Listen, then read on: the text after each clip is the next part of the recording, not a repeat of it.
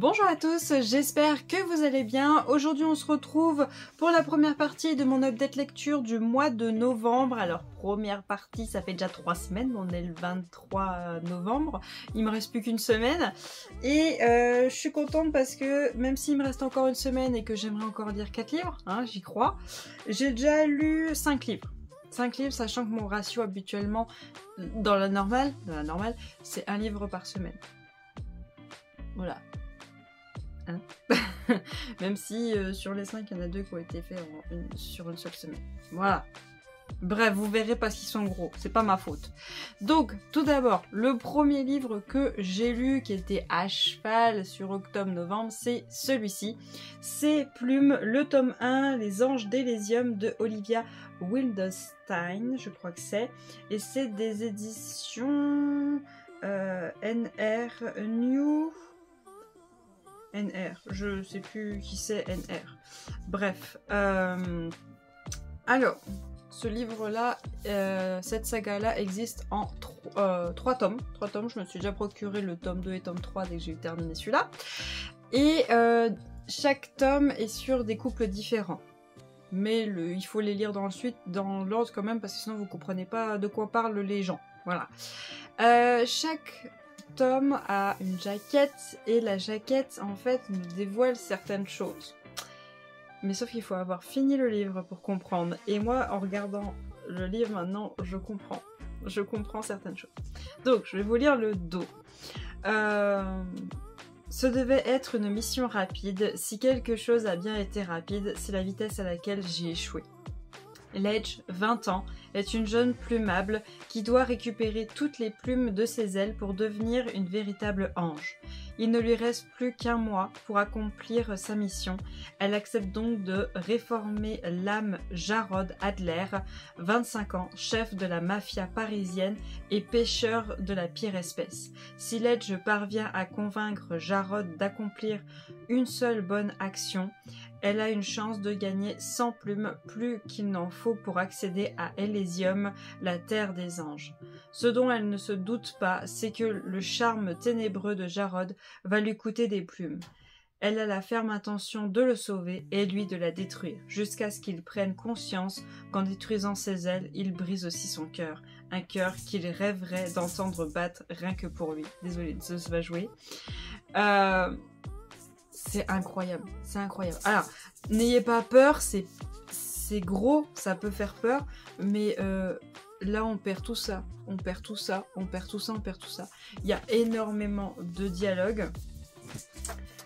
Au total, il y a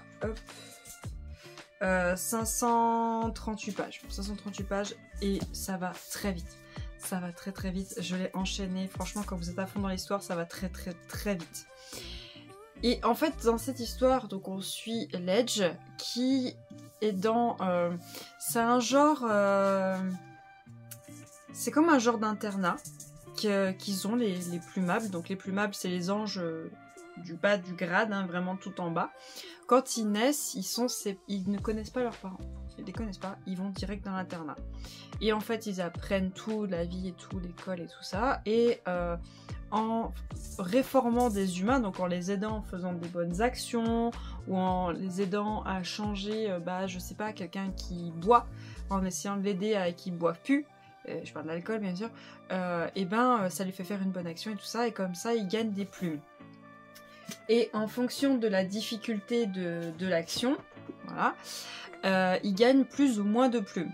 Voilà. Et donc ils ont un tableau électronique où ils peuvent aller voir le problème de la personne et aller l'aider.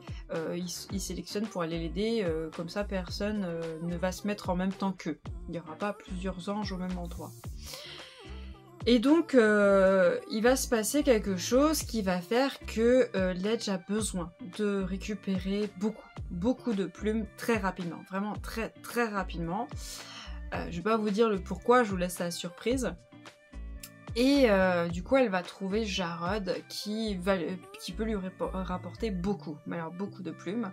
Donc pour elle, de base, elle se dit non, je pourrais jamais, c'est trop compliqué et tout. Puis Non, elle va y aller. Elle va y aller, elle a toujours réussi, elle a toujours été là pour tous les gens qu'elle a aidés, elle les abandonne jamais, elle retourne même les voir et tout. Donc elle y va. Elle y va.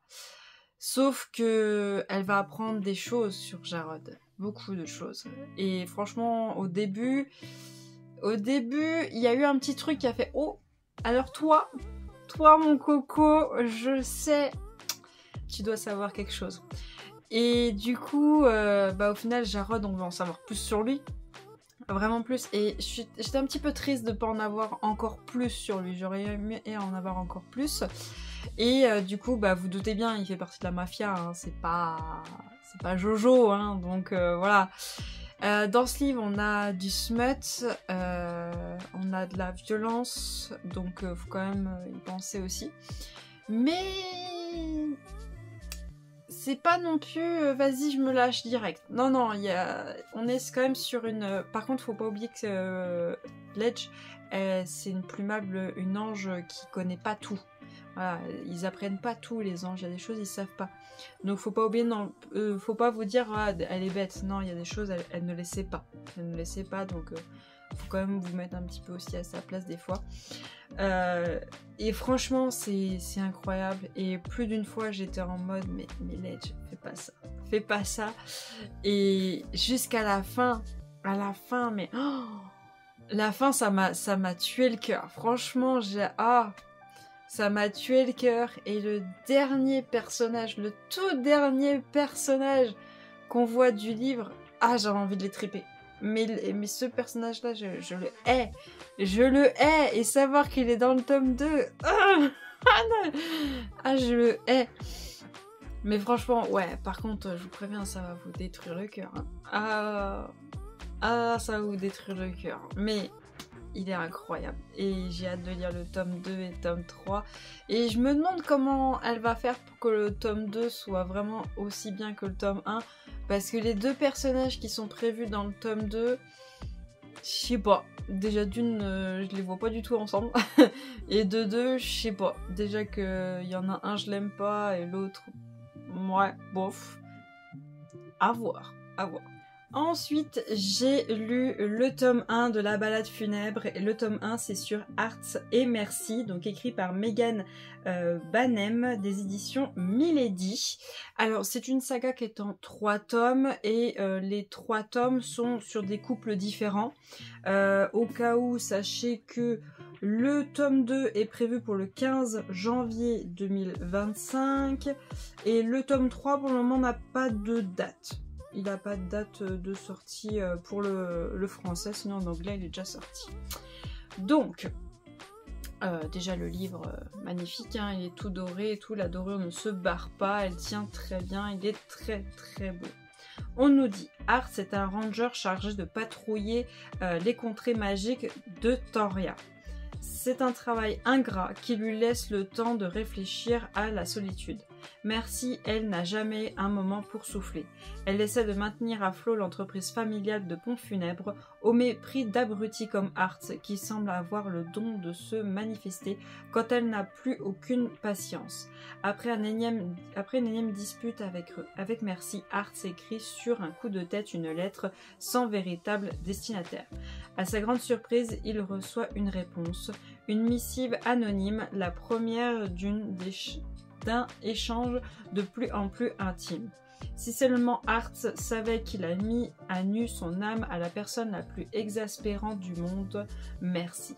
Tandis que les dangers de Tanria se rapprochent, le lien qui unit Arts et Merci devient de plus en plus fort.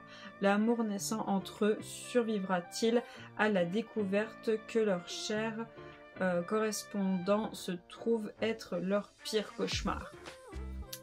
Alors, cette histoire, elle est pas facile à lire. Parce que en fait, on nous donne les informations au fur et à mesure de l'histoire. Au début, on nous dit pas, tiens, on est dans un monde, il y a tout ça. Non, c'est au fur et à mesure de l'histoire qu'on lit. Donc au début, quand je lisais, j'étais là en mode, ouais, mais je comprends pas ça. Pourquoi il y a ça? Et en fait, c'est au fur et à mesure de l'histoire qu'on comprend. qu'on comprend le système, dans quel monde ils vivent, qu'est-ce qui se passe, qu'on comprend tout, qu'on comprend Arts, qui il est vraiment et tout. C'est vraiment au fur et à mesure de l'histoire. Et c'est vrai qu'au début, du coup, ça devient difficile. C'est pour ça que je vous dis, ne lâchez pas l'histoire. Vraiment, au pire, si vous comprenez pas tout, écrivez les petits trucs par rapport au monde, si vous voulez comprendre comment fonctionne le monde, et concentrez-vous sur les personnages. Et après, vous comprendrez au fur et à mesure. Et en fait, la romance n'est pas forcément le centre principal. Elle est là, elle est importante, mais on a aussi Merci qui est une jeune fille qui a perdu sa mère, dont son père gère une entreprise de pompes funèbres. Elle est la plus grande des enfants, ils sont 3, 2 filles et un garçon. Et normalement, c'est l'entreprise de pompes funèbres, alors je me rappelle plus, je crois que c'est père et fils qui a écrit. Et ben, il va se passer quelque chose, un petit problème avec le fils. Voilà, donc normalement ce qui se passait c'était que Merci, elle tanne comme une malade et que le fils devait reprendre l'entreprise. Il va se passer des choses qui vont faire que ce sera pas chose faisable. Donc du coup, bah voilà, elle a dû faire un peu un rôle de maman, gérer une entreprise, un papa qui est malade, enfin voilà, on a toutes ces informations là et on parle de tout ça, du décès, de tout gérer, de gérer un père malade, de gérer ses frères et sœurs un peu comme une mère, voilà, tout gérer et en même temps essayer de gérer sa propre vie, ses propres relations, ses propres envies, qu'est-ce qu'elle veut faire dans le futur, est-ce qu'elle veut continuer à travailler dans l'entreprise de son père ou est-ce qu'elle veut faire un autre métier. Voilà, donc on va parler aussi de tout ça. Et à côté, on parle de Arts, qui lui est un homme qui vit seul.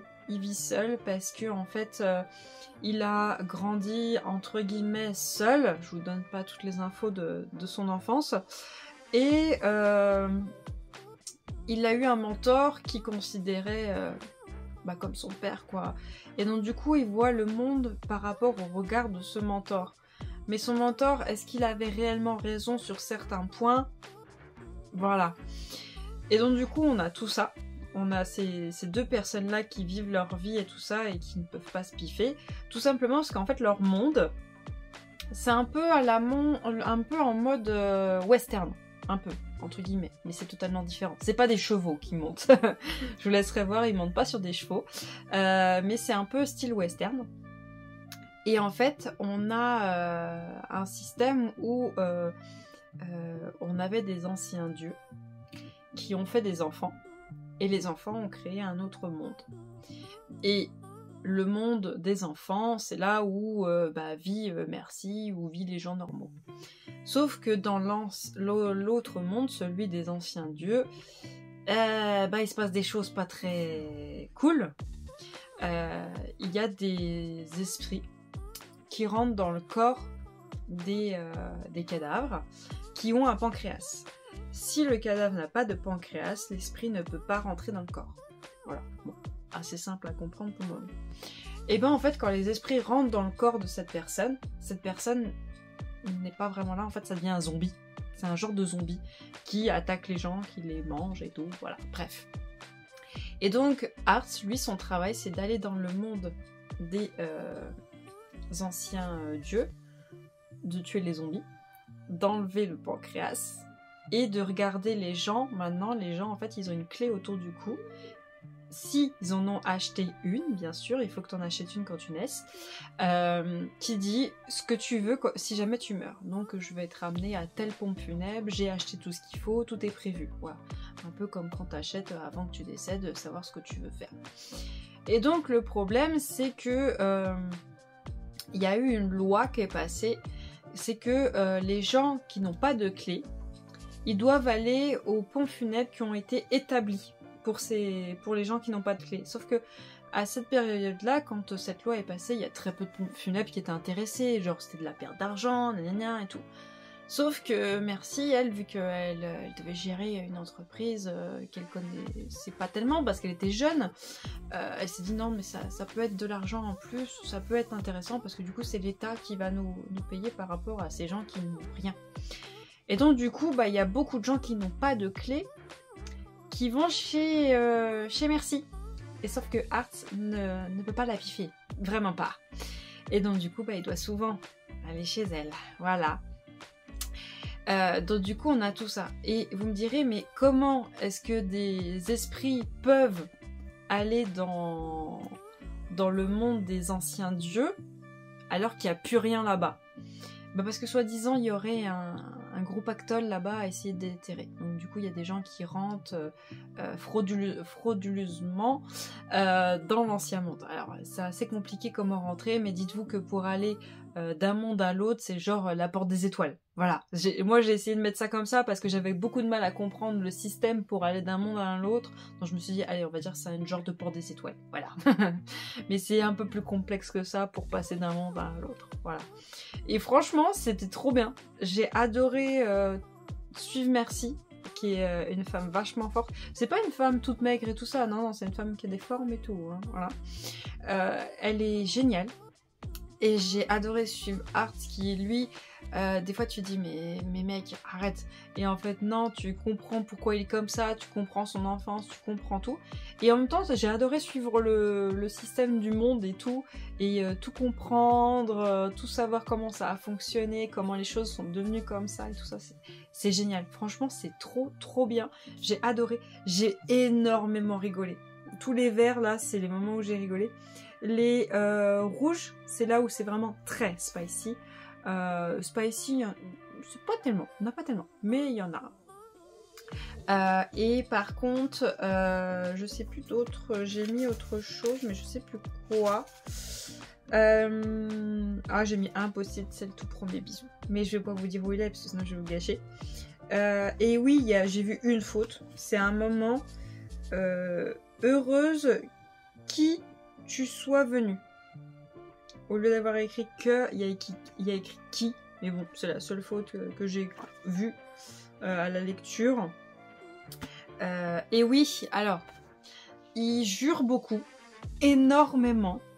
Donc oui, il y a des personnes qui ont lu ces livres-là qui ont dit ça m'a saoulé parce qu'ils font que ça jurer et le livre il est ennuyant, je comprends pas ce que je lis et tout ça. Oui, il faut pas lâcher.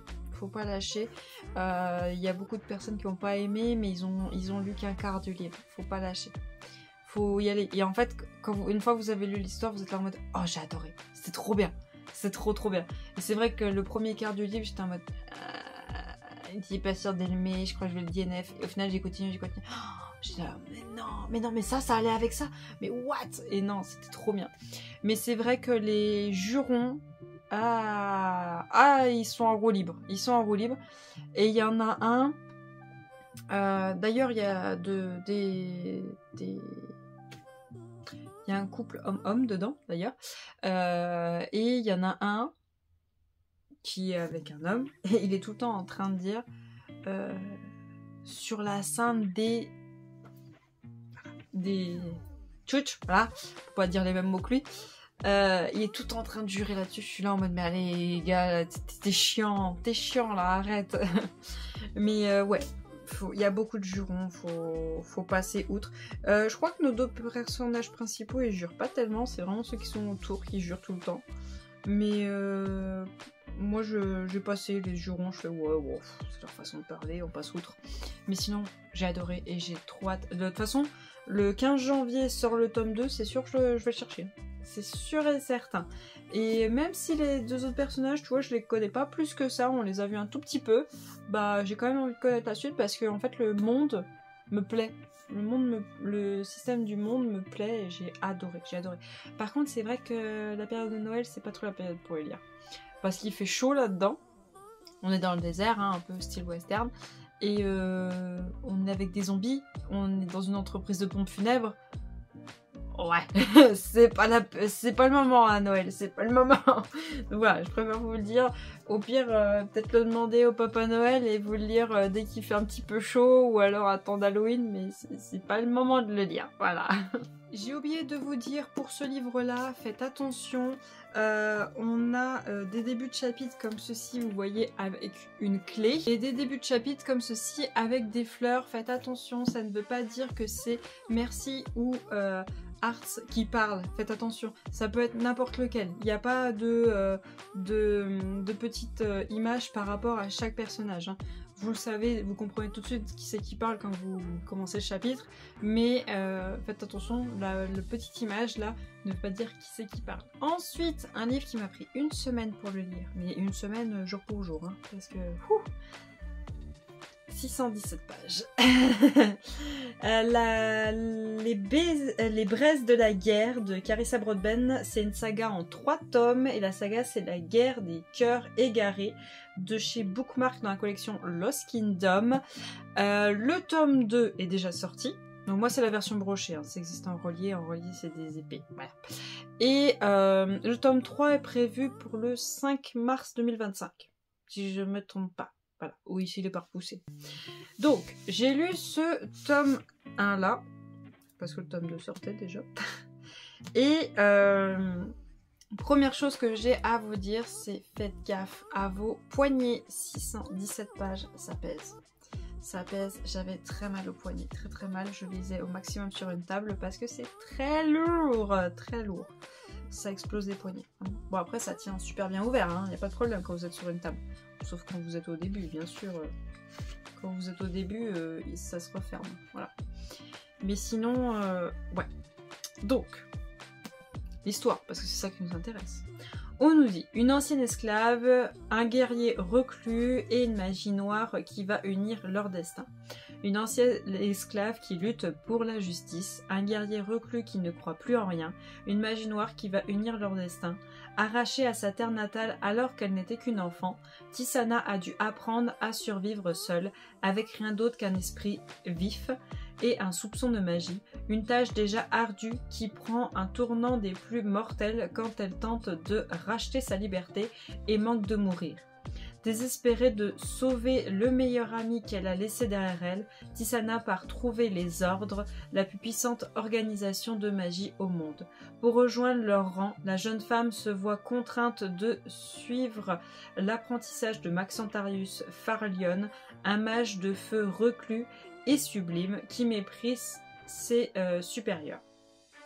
Tisana ne reculera devant rien pour sauver ceux qu'elle aime, même si cela implique de faire face à son passé sanglant, même si cela implique d'être un pion dans les jeux mortels des ordres, même si cela implique de sacrifier son cœur. Tisana est prête à manipuler la mort en personne pour arriver à ses fins. Voilà, donc cette histoire est très slow burn. Alors, donc slow burn, ça veut dire que l'histoire avance lentement. Elle est slow burn, mais slow burn où il se passe des choses. Pas genre il se passe des trucs que ça sert à rien, qu'on met 40 ans à nous décrire. Non, c'est pas ça. Je vous donne un exemple, c'est La sorcière et le je sais plus quoi que j'avais lu, je vous mettrai la couverture juste là. Ça, c'était une horreur. C'était pire que slow burn. C'était une catastrophe pour moi. Pour moi, j'ai pas aimé ce livre. Je l'ai lu jusqu'au bout et j'ai regretté. Parce que c'était une catastrophe, c'était trop slow burn. Et genre, il se passait des actions qu'on nous mettait 40 ans à nous décrire et qui servaient à rien. Là, non. Il se passe des choses et elles servent à quelque chose et on met pas 40 ans à nous le décrire. Non, non. Et je peux vous dire que le livre est déjà divisé, il est déjà en partie. Eh bien, la première moitié du livre, oui, c'est slow burn, mais il se passe des choses utiles, qui sont importantes. Et la deuxième moitié du livre, qui arrive page 345, donc c'est partie là, partie 2 des crocs, donc c'est un tout petit peu plus de la moitié, vous voyez la moitié elle est là. C'est un tout petit peu plus de la moitié, là, le slow burn il est plus là, hein. Enfin, c'est toujours un tout petit peu slow burn, mais c'est plus comme là. Là, oui, c'est un peu slow burn. Là, en fait, en mode, on suit Tisana qui va racheter sa liberté parce qu'elle est esclave. Elle s'est fait enlever étant petite et elle a vécu des choses horribles. Vous voyez, en fait, les post-it un peu bleu ciel, vous voyez, comme celui tout devant là, c'est les choses horribles qu'a vécu Tisana. Vraiment, c'est horrible tout ce qu'elle a vécu. Les post-it un peu verts, les verts, c'est les moments où j'ai rigolé, vraiment rigolé. Sachez que Tisana a un humour pas fou, c'est des blagues carambar quoi. Voilà. Et les post-it rouges, les deux rouges, c'est des moments spicy très détaillés, mais c'est pas vraiment... c'est un peu compliqué, comment vous dire. Bon, dites-vous que c'est des trucs spicy très détaillés. Voilà. Et donc, la première partie, on nous explique que Tisana, donc on nous explique un peu son enfance, même si on nous en donne encore d'autres infos dans l'autre partie. Son enfance, qu'est-ce qu'elle a vécu, qu'est-ce qu'elle a dû faire pour avoir cet argent pour racheter sa liberté, tout ça. Et on nous explique qu'est-ce qui se passe quand elle rachète sa liberté et qu'elle est à deux doigts de mourir quand on nous dit, comme on nous dit dans le dos. On nous apprend tout ça et on nous apprend aussi l'ordre, qu'est-ce que c'est aux yeux de Tisana, qu'est-ce que c'est réellement. On apprend à ses yeux à elle, hein, ce que c'est que l'ordre.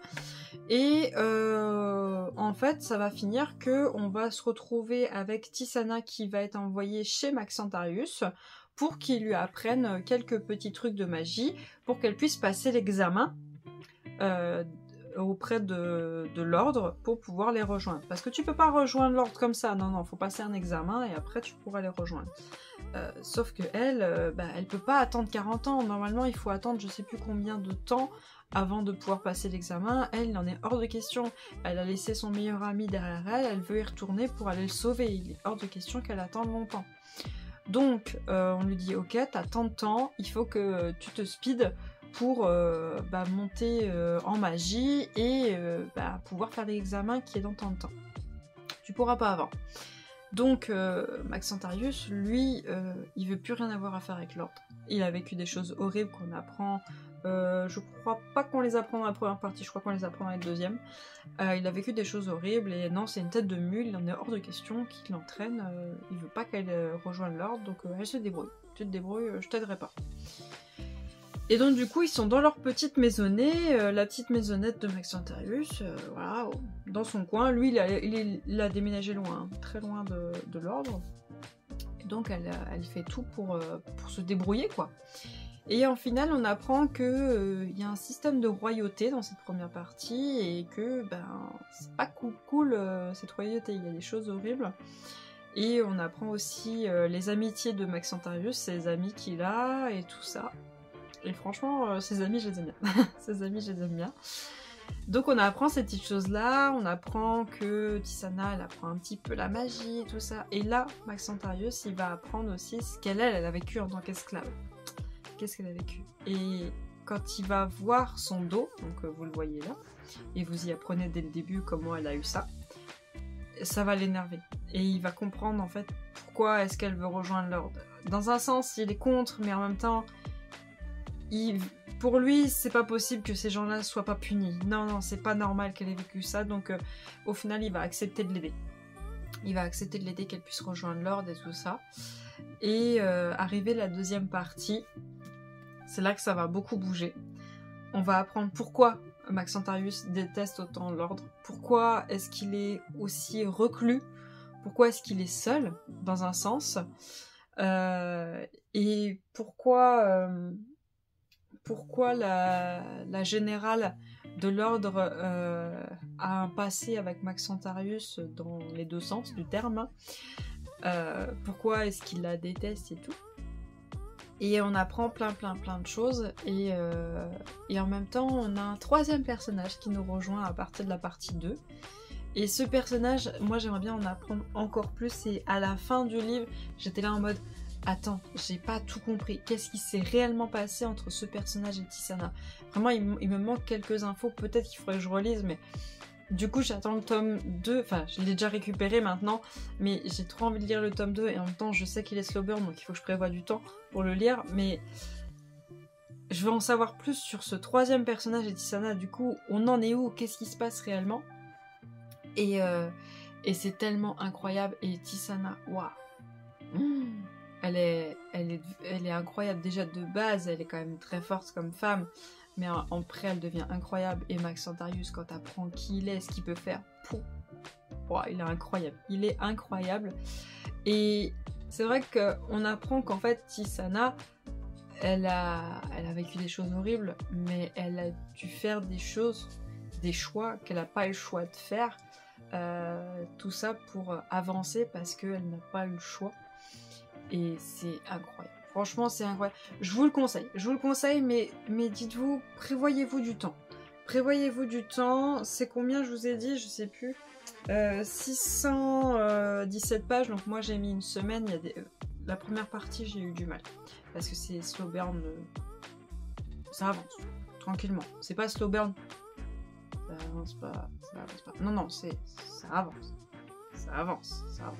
Et arrive à la partie 2, donc il y a un tout petit peu plus de la moitié. Là, ça avance. C'est pas ça va direct. Non, non, ça avance, ça y va. On y va. Et là, on est à fond dedans. Et franchement, allez-y. Allez-y, foncez. Je sais pas quel est votre rythme de lecture, mais trouvez le moyen de vous mettre dedans. Trouvez le moyen de foncer dedans et vous allez vous dire, mais Tissana, mais je veux qu'elle ait justice, je veux l'aider, on a trop envie de la rejoindre et dire Bichette, vas-y, je vais t'aider là, c'est pas possible. Non, c'est plus possible cette vie-là. Et du coup, je veux tellement en savoir plus sur leur couple. Tellement. Alors, c'est une saga en 3 tomes, mais il existe un tome 0.5, donc qui avance celui-ci, que nous on n'a pas eu. Il est possible qu'il sortira plus tard. Mais bon, voilà, franchement, foncez. Alors, oui, c'est gros, mais n'oubliez pas que les Lost Kingdom, c'est écrit gros. Hein. C'est écrit très gros. Et je vais vous donner la même petite astuce que j'ai donnée dans le book haul du mois de novembre. C'est installer l'application Kindle sur votre téléphone. C'est gratuit, hein. Vous installez l'application Kindle sur votre téléphone. Et mettez dans votre liste Amazon ce livre-là en Kindle dans votre liste ou dans votre panier comme vous préférez.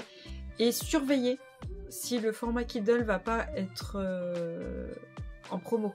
Des fois, les Kindle, peu importe le livre, le prix Kindle des fois diminue.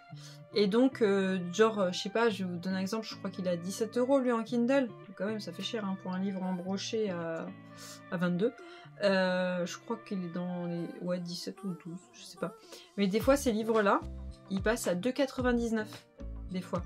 Mais il faut surveiller, faut être à l'affût. Moi, une fois par jour, je vais surveiller. En fait, j'ai mis toute ma palle que j'ai à lire dans une liste Kindle sur Amazon. J'ai fait une liste exprès. J'ai mis toute ma palle et une fois par jour, quand je suis aux toilettes, je regarde qui a baissé de prix. Et quand je vois 1 €, il y en a même un que j'ai dans ma palle qui est passé à 1 € en Kindle, je les prends. Parce que comme ça m'évite de me trimballer le livre, ça m'évite de me péter les poignets et tout ça. Et quand vous avez des pavasses comme ça, pensez-y, à pas vous péter le poignet, pensez-y. Et donc ce que vous faites, c'est que dès que vous le voyez à 2,99, je vous garantis pas hein, qu'il passera à 2,99, mais c'est possible. Vous le prenez. Vous le prenez par l'application, comme ça vous êtes sûr qu'il sera mis directement sur votre application téléphone. Et comme ça vous évite de vous trimballer le livre et ça vous évite de vous péter les poignets. Voilà. Attention, les Lost Kingdom, vous avez des illustrations. Là, tout là où il y a des traits noirs, c'est des illustrations de double page. Dans les Kindle, vous n'avez pas les illustrations. Donc soit vous la prenez en photo pour que si jamais vous êtes sur ce chapitre-là, vous puissiez avoir l'image quand vous lirez sur votre téléphone. Soit vous faites comme moi, vous notez sur votre note sur votre téléphone les chapitres où il y a une image. Et comme ça, si vous arrivez sur votre téléphone au chapitre en question, vous arrêtez, vous allez chercher le livre si c'est possible, ou vous reprendrez quand vous aurez votre livre. Et puis vous lisez quand il y a l'image quoi. Voilà, c'est le petit truc que j'ai mis en place moi pour quand je lis un Lost Kingdom et qu'il est méga lourd. Voilà. Après, moi je sais que je surveille toute ma palle. Dès que j'en vois un qui passe à 1 ou 2 €, je le prends. Ça m'évite de me trimballer les livres qui soient abîmés et tout ça. Parce que mes livres, moi... attends, les livres à 20 balles, 30 balles, non, je veux pas qu'ils soient abîmés. Déjà que je suis chiante quand je les achète, non, je veux pas qu'ils soient abîmés. Donc voilà, moi je vous conseille vraiment cette histoire, elle est géniale.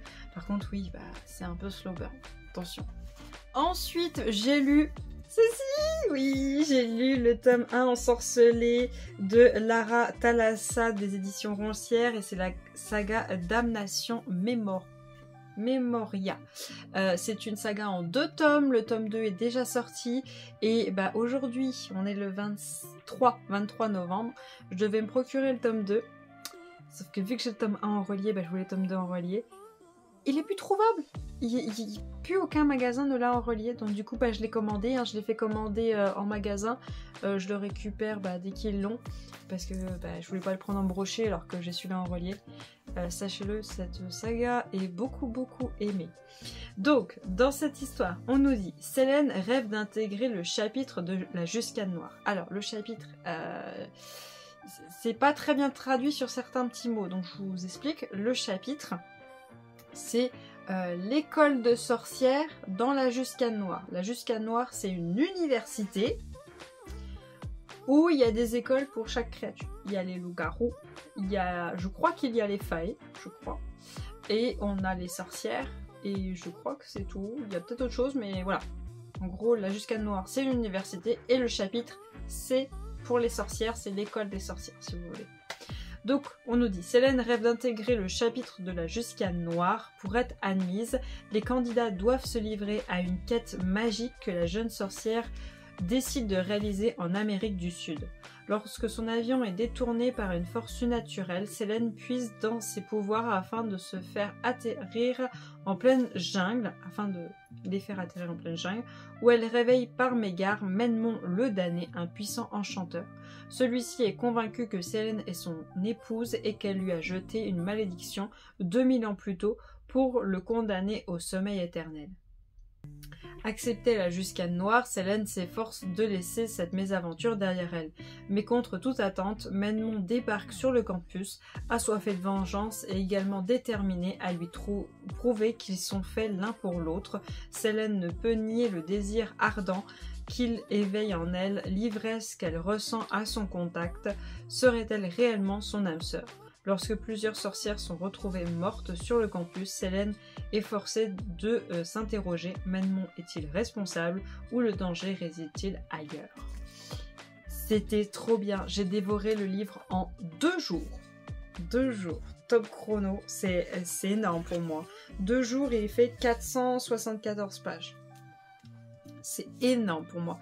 Je l'ai mitraillé de post-it. Alors, vous voyez rien à cause du jaspage. Je l'ai mitraillé de post-it. J'ai adoré. Ah, mais j'ai jamais mis autant de couleurs dans un livre. Autant. J'ai mis une couleur pour Selene parce que Selene, il faut qu'on apprenne plein de choses sur elle. Donc, j'ai mis une couleur pour elle. J'ai mis une couleur pour quand on apprend des choses sur les 2 personnages en même temps. Sur des infos qui les concernent tous les 2. J'ai mis une couleur pour le familier de Selene. Alors, je vous laisserai découvrir c'est quoi un familier. Mais le familier de Selene, je l'adore. Il est trop bien. Il est trop bien. je suis fan de lui. Ah, mais je l'adore. J'ai mis les moments qui m'ont fait rire. Il y en a beaucoup. Il y a beaucoup de moments qui m'ont fait rire. J'ai mis les moments qui concernent Menmon, les informations sur lui et tout ça.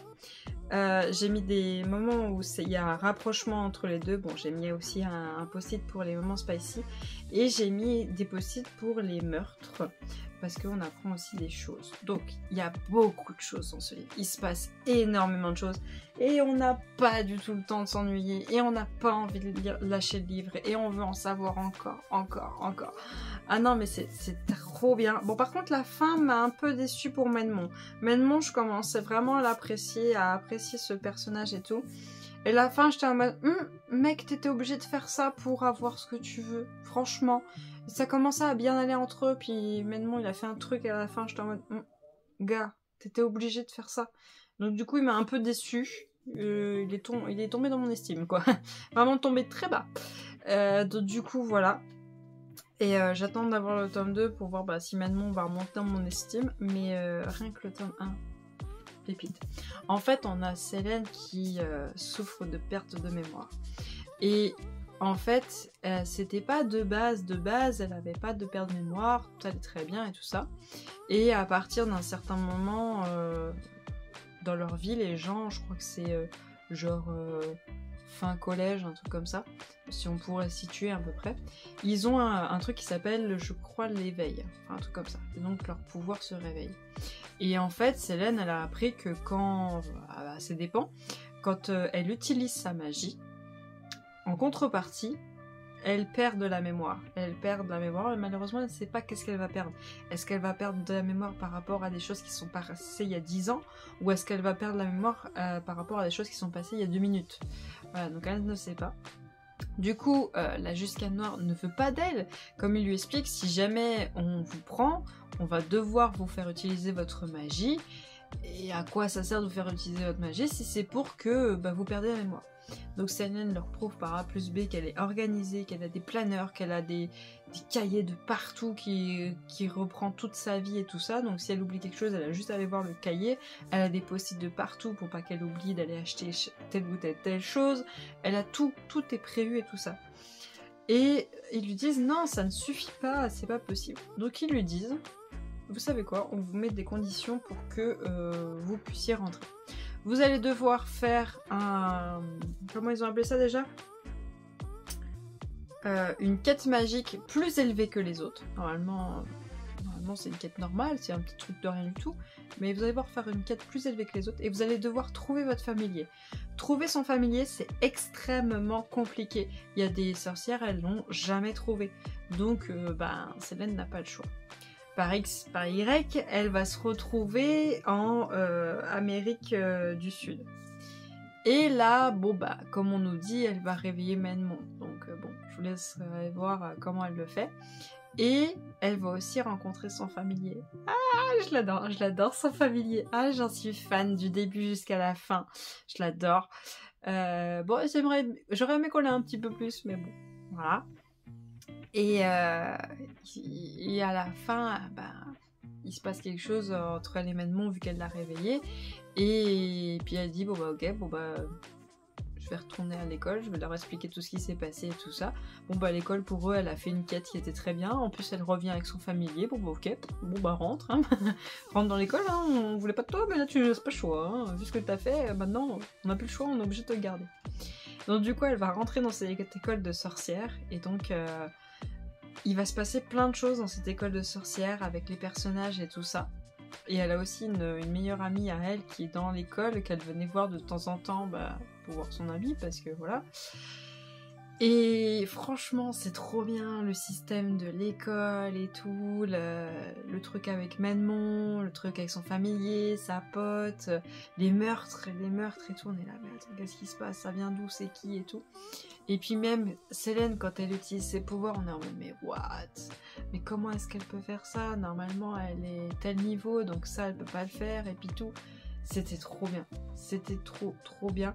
Alors, attention, Menmont, quand il parle, il vient de l'ancienne époque, lui. Hein. Il est resté 2000 ans endormi. Donc quand il parle Menmont, il parle cru. Très cru, voilà. Et puis il se prend pas pour... voilà. Comme Menmont le dit, c'était pas n'importe qui. Voilà, donc... des fois, lui, quand il parle, t'es en mode « Ah, gars, détends-toi ». Et par contre, ouais, les scènes de sexe sont très explicites. Des fois, c'est « Ouais, ah bien. » À un moment, je crois qu'il lui dit « Laisse-moi vénérer ton... » Ah. Ouais. Ok. Par contre, ouais, il y a... Je crois que Nina Quill en avait parlé de ce livre-là, et quand j'ai lu ce passage, j'ai fait « Ah, je crois que Nina en avait parlé ». Et il y a un passage où la pote à Selene, elle met une robe à sequins, vous savez, celle qui vous retournez dans l'autre sens et ça fait une autre couleur. Et il y a un passage où elle dit « C'est le genre de tenue qui invite aux attouchements ». J'étais là, ouais. Ah ouais, je crois que Nina avait parlé de ça. Ouais, non, là, non.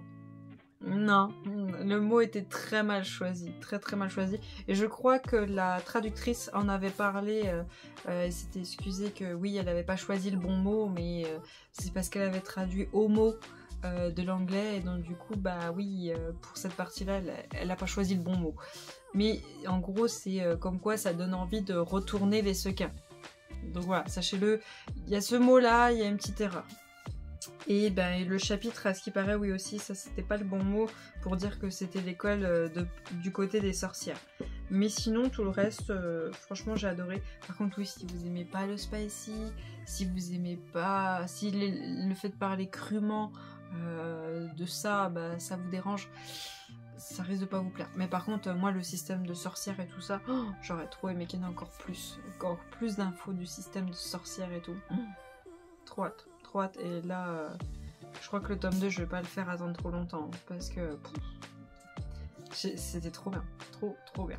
Ensuite, j'ai lu le tome 1, Un royaume d'étoiles et d'ombres, et donc la saga c'est d'étoiles et d'ombres, écrit par Holly René des éditions Milady. C'est une saga en 4 tomes, le tome 2 est déjà sorti. Et comment vous dire que je ne lirai pas la suite. Merci à moi d'avoir lu avant d'acheter. Parce que on nous dit dans cette histoire, tu es leur sauveuse, mais tu causeras ma perte, tu ruineras tout mon être. Depuis toujours, Adara sait que son destin ne lui appartient pas. Les marques dorées sur ses joues et sur son dos montrent qu'elle est bénie des étoiles, et son sang recèle un pouvoir très convoité. Le moment venu, elle épousera donc Gavriel, le prince héritier du royaume Fae de Citlali, pour lui permettre d'asseoir son autorité et de lutter contre leur ennemi vampire. Mais lorsqu'une délégation traverse la barrière qui sépare le monde des humains du monde magique pour l'escorter au palais, la jeune femme tombe sous le charme du demi-frère de son fiancé. Le prince bâtard Evren, plongé dans une cour hostile, Adara est très vite tiraillée entre ce que désire son cœur et son devoir envers le royaume qui est désormais le sien. Ce roman comporte des scènes de sexe et de violence explicites. Scènes de sexe, ils auraient pu l'écrire en gros. Alors, dans cette histoire... Et moi j'ai été coupée. Donc, dans cette histoire, donc on suit Adara qui est juste là, et comme vous le voyez, elle a des genres de taches dorées sur les joues et dans le dos. Donc en fait, certains enfants, quand ils naissent, on dit qu'ils sont bénis des étoiles et qui ont des taches dorées sur certaines parties de leur corps. Elle, c'est sur les joues, donc c'est flag, et dans le dos. Dans leur monde, en fait, leur monde est à 2 lunes. Leur monde a 2 lunes, mais n'a pas d'étoiles. Et donc, la cour, elle laisse les enfants avec leur famille et elle donne de l'argent à la famille pour qu'ils s'occupent bien de cet enfant, et à partir d'un certain âge, l'enfant revient dans le monde vient dans le monde des Fae et doit épouser quelqu'un de haut placé ou quelqu'un vraiment de royal. Là, Adara, elle a été choisie pour épouser le futur roi de Citlali. Donc le Citlali, c'est le royaume des Fae. Donc elle, son père s'y était opposé, il était hors de question que sa fille aille dans le royaume des Fae. Malheureusement, quand tu t'opposes à la royauté, tu finis... Voilà. Donc elle grandit avec sa mère qui est bien contente d'avoir des finances, parce que dans ce monde-là, on s'en fout des humains, on les aide pas, donc ils vivent très très très mal. Et donc elle, Adara, elle voit juste que sa mère, bon bah, elle a rien à secouer d'elle, elle est contente d'avoir eu les finances, et allez ma fille, casse-toi, deviens ce que tu deviens. Sachant que en tant qu'étoilée, ils savent pas vraiment comment ça se passe en tant qu'étoilée. Est-ce qu'on est tué? Comment on est traité? Comment ça se passe, quoi? Et en fait, dans ce monde, on a les humains, les fae, les vampires, je crois que c'est tout. Et donc, Adara, elle, de temps en temps, elle se sauvait la nuit de chez sa mère pour fouiller et tout ça, elle se cachait, elle voulait sa petite liberté pendant la nuit. Cette dernière nuit, elle se sauve et elle va rencontrer Evren, je crois que c'est son nom à lui. Ça m'a tellement saoulée que je crois que son nom m'a saoulée. Ouais, Evren. Elle va rencontrer Evren et il va y avoir une petite sensation auprès d'elle. En fait, ses étoiles sur son corps vont vibrer. Et du coup, elle va réagir quand Evren est au contact avec elle. Bon. Bref, soit. Le lendemain matin, les chevaliers Fae viennent la chercher et l'emmènent au royaume royal des Fae pour qu'elle rencontre son futur époux. Sauf qu'elle va arriver là-bas et elle va se rendre compte que la reine est très méchante et la surveille, et que le roi, lui, il s'en fout, il veut jouer et tout ça, et que Gévril, son futur mari, est un fils à maman qui obéit à maman et qui, même s'il doit faire des horreurs, il obéit à maman. Voilà. Sauf que dans cette histoire-là, franchement, à part du spicy toutes les 3 secondes, c'est tout ce qu'il y a.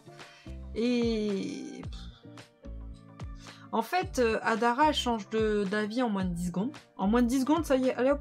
Non, non, je te fais pas confiance. Oh, puis en fait, si. Oh, puis en fait, de toute façon, j'ai pas le choix, donc... Ouais. Bof. Il y a des trucs qui se passent là-dedans. C'est illogique au pas permis. Vraiment illogique.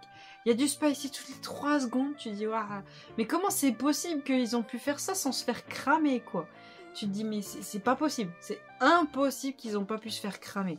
Bah, si, ils se sont pas du tout fait cramer. Tu dis, mais faites ça devant leurs yeux. Peut-être qu'ils s'en rendront compte. Je sais pas, mais c'est flag. Et le truc, c'est que l'histoire en elle-même, elle est bien. Mais le spicy toutes les 3 secondes, ça m'a dégoûté. Mais alors, oh, c'était une horreur. Le truc, c'est que on nous donne des petits trucs, des petites informations. T'as envie d'en savoir plus, tu dis, allez, vas-y, donne-moi l'info. À un moment, Adara, elle va chercher un livre, elle nous dit des trucs, t'es là en mode, ouais, vas-y. Dis-moi ce qu'il en est, je veux savoir. Il y a Evren qui se pointe et il lui fait un truc avec le livre, j'étais en mode, sérieux? Mais casse-toi. Mais j'étais en mode, mais non. En plus, il fait un truc avec le livre, je suis en mode, mais quoi? mais pourquoi? Et ce livre-là, on sait jamais du coup, elle était à un moment super important. Du coup, on sait toujours pas. On sait toujours pas ce qu'il y avait au fond de ce livre. Par contre, on sait où est-ce qu'il est allé. Je m'en serais passé, franchement. Et ça m'a un peu dégoûté. Jamais je fais ça avec mes livres. Berk. Jamais. Et... ouais.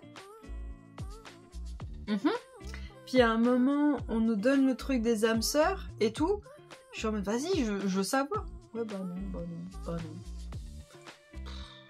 Puis à un moment, Adara, elle devient super badass. Puis au final, ben, elle peut rien faire. Puis, meuf, tu viens d'apprendre que tu peux faire ça. Pourquoi tu l'utilises pas pour... à tel moment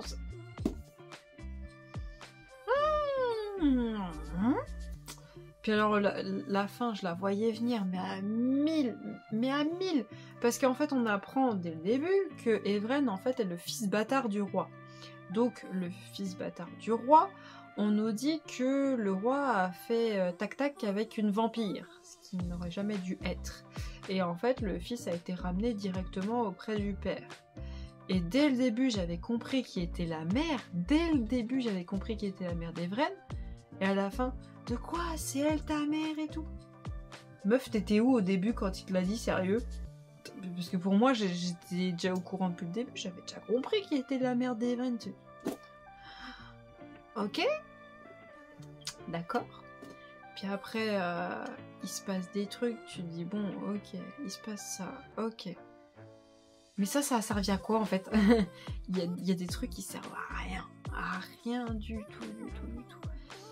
Franchement, je vous conseille pas du tout. Mais alors, pas du tout. En fait, il faut qu'on enlève la moitié du livre, voire un peu plus de la moitié du livre, on enlève tout le spicy, et là, ça devient intéressant. Donc la moitié du livre. Mais par contre, tout va extrêmement vite. Ça va très vite. Là, j'aurais pu le lire en une journée, mais en fait, il me saoulait le livre. Ah, je me suis forcée à le lire. Je me suis dit, allez, ça va devenir intéressant. Et arrivé à la fin, où elle me sort, quoi, c'est elle, ta mère, Evren? J'étais là, ah, vas-y, tu m'as dégoûté, tu suis même pas l'histoire toi-même, alors que tu t'en fais partie. J'ai dit non. Moi là, je vous dis, n'y allez pas. Ça vaut vraiment, mais alors vraiment pas le coup. Mais alors, pas du tout. Laissez tomber. Donc voilà pour cette partie 1. Du coup, ouais, bah... pour le moment, j'ai eu... ouais, 3 bonnes histoires et une mauvaise. Là, je suis en train de lire une suite. Et après, j'ai 3 tomes 1. Bon, je vous reprends un peu plus tard quand j'aurai avancé dans mes lectures. Je vous reprends pour la suite et la fin de cette update lecture du mois de novembre. Alors ensuite, j'ai lu le tome 2 de Dark Magie. C'est une saga en 5 tomes. Le tome 2, c'est Béni soit les maudits. C'est écrit par Kel Tarpenter. Ça vient des éditions Bookmark et c'est la collection Lost Kingdom, donc les livres sont magnifiques. Alors, ce tome 2, en fait, on continue à suivre notre petit groupe de personnages qui doit aller de pays en pays pour essayer de s'allier, enfin d'allier ces pays avec notre personnage masculin principal qui devrait devenir quelqu'un d'important. Donc là on est arrivé dans un pays à la fin du tome 2 et enfin à la fin du tome 1 et dans ce tome 2 c'est vraiment tout ce qui se passera dans ce pays. Alors je pense que je l'ai lu au mauvais moment, tout simplement parce que c'est un pays où il fait très beau, très chaud et on est en bord de mer. Sachant que j'ai lu ça fin novembre, c'était peut-être pas le bon moment pour le lire, mais je m'étais dit bon, il est tout fin, allons-y. Bon, j'y suis allée. Et ben je me dis que j'aurais peut-être dû le lire à la suite du tome 1 parce qu'il y a 2 personnages dans cette histoire de notre petit groupe où leur prénom commence par un D. Je savais plus qui était qui. Je savais qu'il y en a un, c'est le meilleur pote de notre personnage masculin. Et au bout d'un moment, je me suis dit, c'est lequel des 2? Donc au bout d'un moment, j'ai su lequel c'était. Mais l'autre, je sais toujours pas qui c'est. J'ai compris quelques trucs sur lui, mais je me suis dit, attends, il est arrivé comment dans l'équipe? Pourquoi il est proche d'un certain personnage? Et je sais toujours pas qui c'est. Je sais toujours pas qui c'est, donc moi je vous conseille de lire ce tome-là à la suite du tome 1, sinon vous n'allez pas vous rappeler qui est qui. Et ce tome-là était drôle et intéressant, franchement il se passait des choses intéressantes, il était drôle, c'était sympa et tout ça.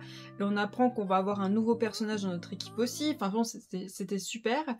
Mais je pense que c'était pas la saison pour le lire, et en plus j'ai appris que peut-être, par rapport à ce qu'on lit dans ce livre, que le tome 3 serait peut-être sur un pays où il fait froid. Je me suis dit, il y a peut-être eu un décalage de sortie, mais bon, c'est pas grave. Le truc, c'est que l'histoire est toujours intéressante, c'est vraiment sympa et tout ça, mais je me suis dit, en fait, pour la taille des livres et pour ce qui s'y passe rien que dans ce tome 2, honnêtement, ça aurait été mieux de les sortir groupés. Genre, il y a 5 tomes qui vont sortir. Je pense qu'il aurait fallu les grouper et au pire le dernier tout seul. Parce que là, chaque tome c'est 28 €. Il aurait fallu que le tome 1 et le tome 2 soient en un seul et que le tome 3 et 4 soient en un seul. Parce que là, je trouve qu'on perd un peu de l'histoire.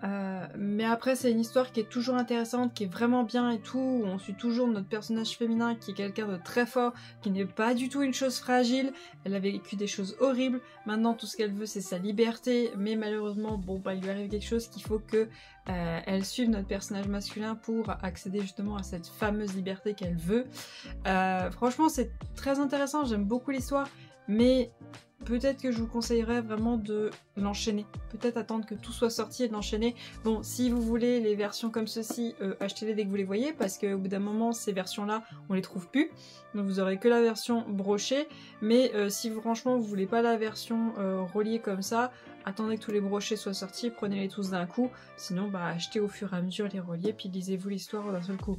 Parce que là, pour moi, je me dis, est-ce que j'attends que le tome 3 sort? Enfin, est-ce que dès que le tome 3 sort, je le lis tout de suite pour rien oublier? Ou est-ce que j'attends que 3, 4 et 5 soient sortis et je me refais tout en un coup? C'est ce que je me demande, parce que voilà, je trouve qu'en fait, le temps du livre, c'est le temps qu'il m'a fallu pour au moins la moitié être dans l'histoire. Une fois que j'étais dans l'histoire, bon bah le livre est fini, parce qu'il est tout petit. Et bon bah... Je suis mitigée.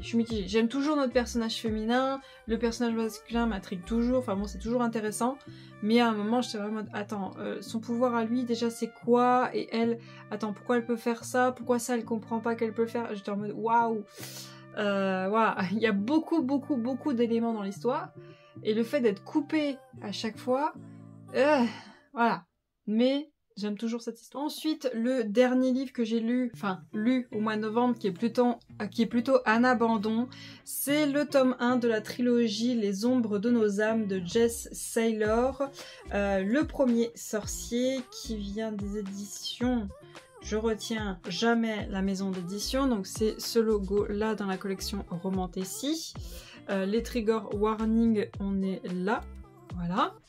Et je me suis arrêtée même pas au 1/3 du livre. Voilà, je me suis même pas arrêtée au 1/3 du livre, je me suis arrêtée à la page 124. Alors, dans cette histoire, je vais vous lire le dos en premier. Une âme brisée est dangereuse, elle n'a plus rien à perdre. Astoria n'a jamais eu aucun contrôle sur sa vie. Son futur est tracé, son mariage arrangé, scellé.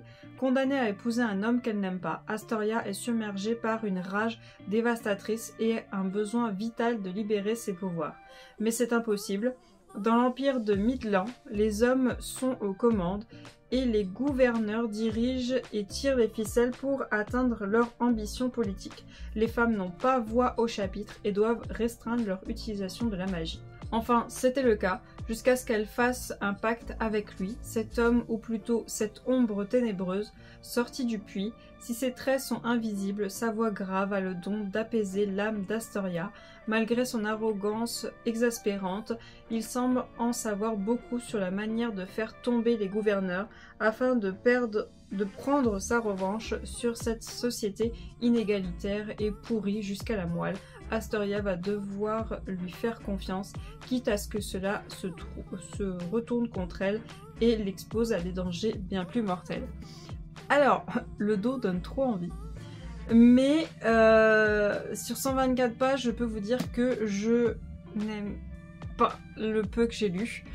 Alors, dans cette histoire, on a énormément de points de vue. Sur 124 pages, j'ai eu beaucoup de points de vue. Beaucoup. On a énormément de personnages. Dites-vous que sur 124 pages, il y a tellement de personnages que j'étais obligée de faire ça. Voilà, la majorité des personnages, au bout d'un moment, je me rappelais plus qui c'était, donc j'ai pris un crayon de papier, j'ai pas appuyé, je vous rassure, et j'ai marqué qui c'est. Donc Machine, c'est l'héroïne, Machine, c'est la sœur de l'héroïne, Machin, c'est le meilleur ami de l'héroïne. Il y a trop de personnages, et on a les points de vue de tout le monde. Au bout d'un moment, j'étais en mode, ouais, 2 points de vue, ça m'aurait suffi, parce que, enfin, attention, c'est mes goûts, hein. Mais là, j'étais en mode, sur 124 pages, le nombre de points de vue que j'ai eu, j'étais en mode, ouais, vous êtes gentil, mais on se calme. Le nombre de personnages qu'il y a eu, j'étais en mode, attends, Machine, c'est qui? C'est qui? Parce que au bout d'un moment, je me suis dit, ouais, bon, c'est un personnage super important, je la retiens pas. Bah, en fait, si elle revient. Donc, ouais, bon, bah, je sais plus qui c'est. Donc, j'étais obligée de lister c'est qui. Bon, là, ok. Ensuite, on a les points de vue des 2 sœurs. Bon, ok. Chez moi. Ensuite, on a notre personnage principal, on a le point de vue de tous ses potes, là, tout son truc, là, tout son groupe. Ouais. Bon, ok, ça suffit. Bon, ça faisait beaucoup. Dans cette histoire, on a 2 sœurs, dont une qui est très malade. Normalement, c'était, je crois, la plus jeune des 2 qui devait être une des filles les plus parfaites parce qu'elle serait utilisée, du coup, pour un mariage arrangé. Sauf qu'en tant que femme, tu dois être parfaite, tu dois être belle, tu dois être gentille, tu dois être intelligente, tu dois savoir tout faire. Et tu dois faire des études haut level pour au final ne faire aucun métier parce que c'est ton homme qui décide tout. Voilà, tu es une chose. Voilà. Ok, normalement c'était la plus jeune qui devait faire ça. Sauf que la plus jeune a eu une grave maladie. Ses parents du coup se sont rapatriés sur la plus grande et ont délaissé la plus jeune. À tel point de ne plus l'emmener chez le médecin et de ne plus lui donner de traitement, rien. Il l'a laissé mourir dans un coin. Au final, c'est la grande sœur qui s'occupe de tout et qui lui paye son traitement en douce et tout. Enfin bon, bref. Voilà. Déjà là, j'étais en mode... ok. Et donc, la plus grande des sœurs ne choisira pas son mari. C'est son père, enfin bon, son père qui va tout choisir pour le mariage arrangé. Par contre, tout ce qu'elle doit faire, c'est être belle et faire des enfants. Super. Super. Et le truc qui m'a bloqué dans l'histoire, moi dès le début, c'est que elles sont encore à l'école. Genre l'histoire se passe dans notre temporalité, voilà, avec le téléphone portable et tout. Et elles sont encore à l'école. Et quand je lisais le dos, pour moi, genre elles étaient quasiment adultes et genre il y avait plus d'école quoi. Mais non, elles sont encore à l'école et du coup, ça m'a un peu bloqué. Et notre temporalité aussi m'a un peu bloqué. Donc du coup, on a nos 2 héroïnes et notre héroïne principale, donc celle qui va se faire marier, me saoule au plus haut point. Mais au plus haut point, genre, elle sait très bien que tout ça c'est pas normal, elle sait très bien que comment sa sœur est traitée c'est pas normal, elle sait très bien que tout ce qu'on lui demande c'est pas normal. Mais ok. Mais ok, de toute façon j'ai pas le choix, je le fais, ok. Ouais, d'accord, bon, ok, ça ne vient pas tout de suite. Par contre, elle fait un truc avec son soi-disant mari, hein, celui avec qui elle va être mariée. J'étais en mode, meuf, t'es sérieuse? Non mais on est d'accord que tu l'aimes pas. On est d'accord que t'es pas encore marié avec. On est d'accord que tout ça, t'es pas obligé de le faire pour le moment. Ouais. ouais. De tout ça, j'étais en mode non, mais je suis pas du tout d'accord avec toi. Surtout les propos qu'ils ont tous les deux après ce qu'ils ont fait. J'étais en mode, mais en fait, meuf, t'avais qu'à pas faire ça. Il se comporterait pas comme ça. Tu lui as donné tout sur un plateau, tu lui as fait comprendre que t'étais d'accord. Pour qu'après, tu lui dises que t'es pas d'accord. J'étais en mode, bah non, en fait, non. Et à un moment, dans le peu que j'ai lu, le père apprend que la grande paye les médicaments de sa sœur et l'emmène chez le médecin. Et il apprend que la petite, du coup, commence à aller mieux. Commence, entre guillemets, à aller mieux. Du coup, son père, il lui dit certaines choses. Et ben, la petite sœur, à un moment, elle va voir sa grande sœur pour lui dire ce que son père lui a dit. Et elle a un comportement envers sa sœur. Je vous promets, j'aurais été là, j'aurais mis une baffe. Ah ouais, non mais non. J'aurais mis une baffe. Ah non, elle a eu un comportement envers sa grande sœur qui s'occupe d'elle et tout ça. Et son père lui a dit un truc, elle y est pour rien. Elle dit un truc à sa sœur, j'avais envie de lui mettre une baffe. Ah non, mais non, j'en pouvais déjà plus.